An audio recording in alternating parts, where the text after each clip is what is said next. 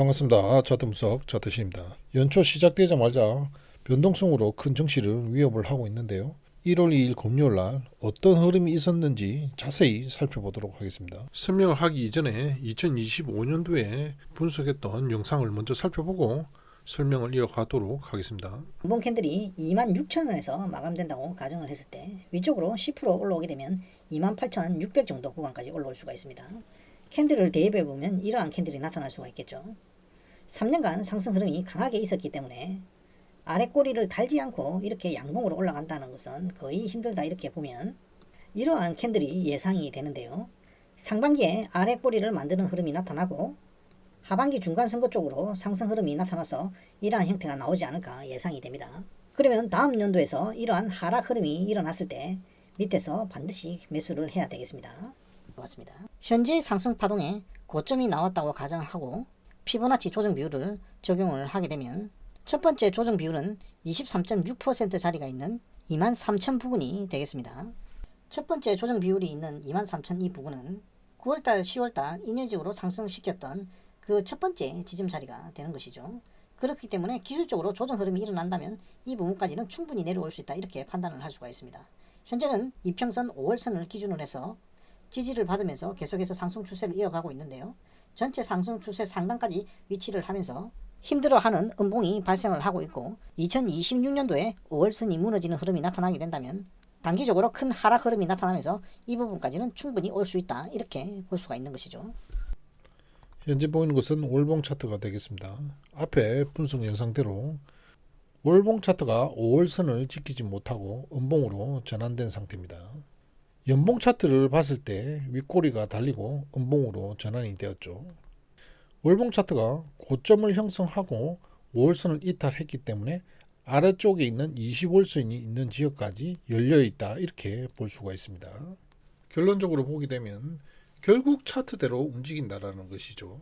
아무리 상승을 예측을 한다고 하더라도 결국 차트대로 조정 흐름이 나왔기 때문에 월봉 차트에서 지수 고점 부분에서 흑산병이 지금 나타나려고 하고 있다 이렇게 볼 수가 있는 것입니다. 금요일날 풀이장 흐름부터 마감 증시까지 어떠한 흐름으로 왔는지 살펴보고 선물매매 기준선 관점에서 어떻게 대응을 했어야지 되는지 이 부분까지 살펴보도록 하겠습니다. 2026년도 시작하면서 코스피 증시는 10시에 시작을 했습니다. 나스닥과 원자재 선물은 08시부터 시작을 했기 때문에 먼저 흐름을 알 수가 있는 것이죠.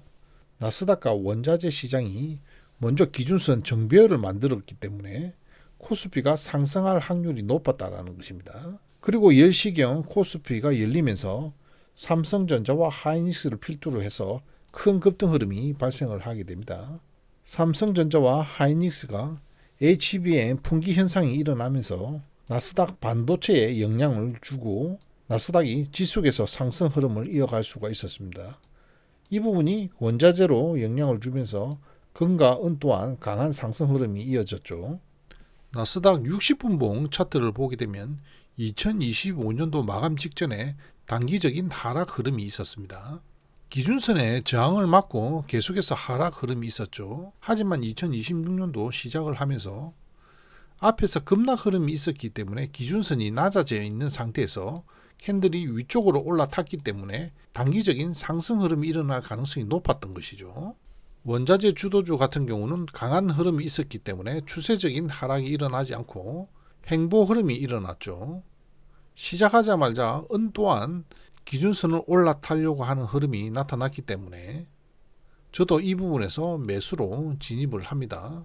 그리고 상승 흐름이 일어났을 때 적당한 부분에서 청산을 하였죠. 은 같은 경우는 등락률이 상당히 크기 때문에 방향만 맞추게 되면 큰 수익을 볼 수가 있다는 것입니다. 그래서 전체적인 흐름이 상방 흐름을 가리키고 있고 국내 증시가 대폭등을 하면서 삼성전자 7% 마감이 되었기 때문에 나스닥이 거침없이 상승할 수 있는 흐름이 되었던 것입니다. 그래서 원자재 사항이나 국장의 이러한 사항들을 공개방이나 멤버십방에도 이렇게 설명을 드렸었죠. 그래서 멤버십 중 한 분이 이 부분에서 매수로 들어가서 200포인트 수익을 낼 수가 있었습니다. 그리고 본장이 열렸는데요. 풀이장에서 대부분 선반영을 하고 있기 때문에 본장은 흔들릴 가능성이 매우 높죠. 기준선이 정배열되어 있기 때문에 내려오게 되면 분할 매수를 하자고 말씀을 드렸고, 앞에서 1차 매수 하얀색 부분에서 2차 매수까지 하는 것을 실시간으로 전달을 해드렸습니다. 이후에 큰 폭등이 일어나면서 양봉으로 전환이 되었고 25,800까지 상승 흐름이 이어졌습니다. 여기 부분에서 중요한 부분이 분할 매수했던 부분을 스윙으로 가져가지 않고 단기적으로 청산을 해야 된다고 설명을 드렸습니다. 그 이유는 앞에서 설명드렸던 이 연봉 차트에 해답이 있다는 것이죠. 시작하자마자 위쪽으로 1% 상승 흐름이 있었기 때문에 이 밑에 쪽에 공간이 비어졌다는 것이죠. 그러면 언제든지 하락을 해서 음봉으로 전환될 수 있기 때문에 분할 매수했던 부분은 수익이 나왔을 때 청산을 해야 된다고 말씀드렸고 스윙으로 가져가면 안 된다는 것이었죠.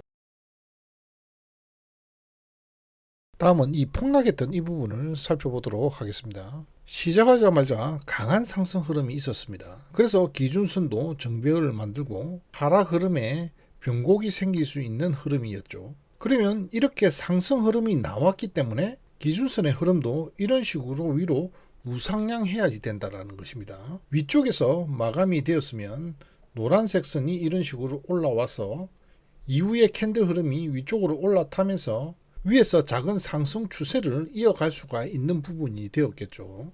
정확하게 설명하기 위해서 10분봉 차트를 들고 왔습니다. 00시, 04시 240분봉 캔들이 시작되고 위쪽에서 윗꼬리를 달고 아래로 내려옵니다. 다음 10분봉 캔들에서 강하게 하얀색 선을 이탈을 합니다. 이런 식의 기준선을 이탈하게 된다는 것은 강한 에너지가 동반되었다는 것이죠. 앞에서 기준선이 정배열되어 있기 때문에 위쪽에서 마감될 것으로 예상을 했습니다. 그러면 이러한 흐름이 나타나면 안 된다는 것이죠. 내려오게 되면 하얀색 선에서 지지를 받고 위쪽으로 올라가는 흐름이 나타나고 이렇게 흔드는 과정이 나타나야지 되는데 강하게 하락하는 흐름이 나타났다는 것은 연봉 차트에서 음봉으로 전환될 수 있다는 것을 의심을 할 수가 있었다는 것입니다.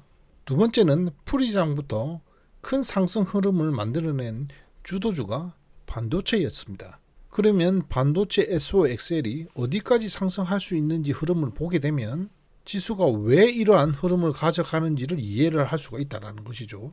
반도체 SOXL을 보게 되면 42달러에서 전일 종가가 마감되고 풀이장부터 상승 흐름이 계속해서 이어졌습니다. 횡보했던 이 앞 구간을 완전히 돌파를 하고 본장 때 큰 상승 흐름으로 최대 매물 구간이 있는 50달러와 48달러 구간으로 진입을 했다라는 것이죠. 그러면 42달러부터 상승 흐름이 이어지면서 상당 구간까지 위치를 하고 있었기 때문에 더 이상 위쪽으로 갈 수가 없다라는 것이죠. 이 상태에서 지수를 이끌던 SOXL이 힘을 잃으면서 지수는 하락 흐름이 일어날 수밖에 없었다라는 것이고, 하락하는 이 지수를 잡으려고 한다면은 다른 빅테크 종목들이 보합 이상을 유지를 해야지 되는데 반도체를 제외한 다른 빅테크 종목들이 하락으로 이어지면서 하락 흐름이 더욱더 가속화되었다 이렇게 볼 수가 있는 것이죠. 그래서 이러한 부분을 제공했을 때 회원님 한 분이 위쪽에서 매도를 쳐서 하락하는 이 흐름에서 수익을 또 챙겨 먹을 수가 있었던 것이죠. 저는 이러한 급락이 발생을 하면서 연봉이 음봉으로 전환될 수 있다는 것을 파악을 하고 이 부분에서 추격 매도를 해서 현재까지 보유 중입니다. 연봉의 시가는 매우 중요하다고 말씀드렸는데 이 부분에서 지지받는 흐름이 나타나는 걸 알 수가 있죠.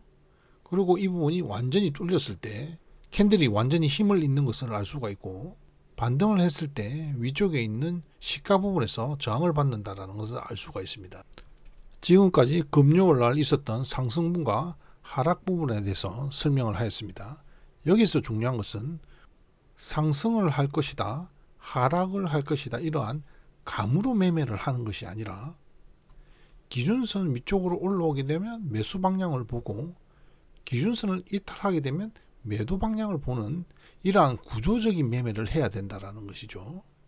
그래서 기준선 매매를 배우시는 부분은 이러한 관점에서 계속해서 생각을 하고 연습을 해야지만이 실전에서 이렇게 빠르게 움직이는 것을 간파하고 매매를 이어갈 수가 있다는 것입니다. 다시 전체 흐름으로 돌아와서 나스닥하고 원자재의 금과 은이 같이 움직이는 걸 알 수가 있습니다. 상승을 할 때도 같이 움직였고 하락을 할 때도 같이 움직였습니다. 그래서 현재는 2025년도 상승을 주도했던 나스닥과 금과 은이 하락을 하고 있고, 그동안 약세를 보였던 코인 부분이 상승 흐름이 일어나고 있고, 그리고 많이 빠졌던 중소형 종목들이 상승 흐름이 일어나고 있습니다. 그러면 나스닥 지수는 하락을 하고 있는데 상승했던 종목들은 어떤 종목들이 상승했는지를 살펴보도록 하겠습니다. 상승한 종목의 흐름을 살펴보게 되면 가장 특징 부분은 데이터 센터 투자 확대와 HBM 등 메모리 수요 폭발 기대감으로 메모리 관련 회사들이 폭발적으로 상승 흐름이 있었죠. 그리고 대규모 데이터 전송을 위해서 강통신이 주목을 받고 있는데요. 이 종목 또한 상승 흐름을 이어가고 있습니다. 다음은 우주항공 섹터가 되겠는데요. 이 부분은 백악관 정부에서 밀고 있기 때문에 올해 강력한 주도 섹터가 될 가능성이 높다, 이렇게 보시면 되겠습니다. 그리고 인공지능 관련 섹터, 히토류, 코인 부분이 되겠고, 양자 컴퓨터, 방산의 드론 부분이 되겠습니다. 나스닥의 빅테크 종목에서 유동성이 빠지면서 반도체 및 중소형 데이터 센터 인프라 관련주가 상승 흐름이 좋은 것으로 보이고, 정부에서 밀고 있는 우주항공 섹터가 추세적으로 치고 갈 힘이 남아있다, 이렇게 보시면 되겠습니다. 추세적으로 치고 갈 수 있기 때문에 이 섹터 위주로 매매를 하는 것이 좋겠습니다. 현재의 시장을 정리를 하자면 주도 섹터인 나스닥과 원자재 부분이 기술적인 하락을 하고 있고, 여기에서 빠진 유동성이 먼저 하락했던 코인과 중소형 관련주로 이동을 하고 있다, 이렇게 보시면 되겠죠. 말 그대로 순환매 장세가 이루어지고 있는데요. 이 부분은 당분간은 지속될 가능성이 높다, 이렇게 보시면 되겠습니다. 현재 나스닥 월봉 차트를 보면서 마무리하도록 하겠습니다. 2025년도에는 빅테크를 중심으로 해서 상승 흐름이 일어났습니다. 많이 상승한 만큼 조정 흐름이 들어와야 되는 것이 정상적인 흐름이죠.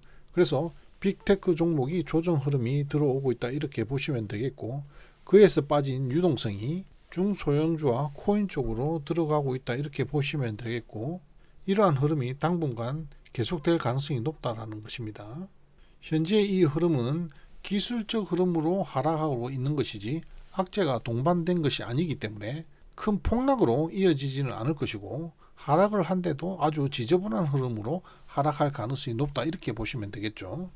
그래서 빅테크 종목들이 다시 반등을 할 때 중소형 종목들이나 코인이 다시 하락하는 흐름, 이러한 순환매 장세가 당분간은 계속될 것으로 보고 이에 맞게 매매를 하시면 되겠습니다. 자, 이것으로 영상 마치도록 하겠습니다. 감사합니다.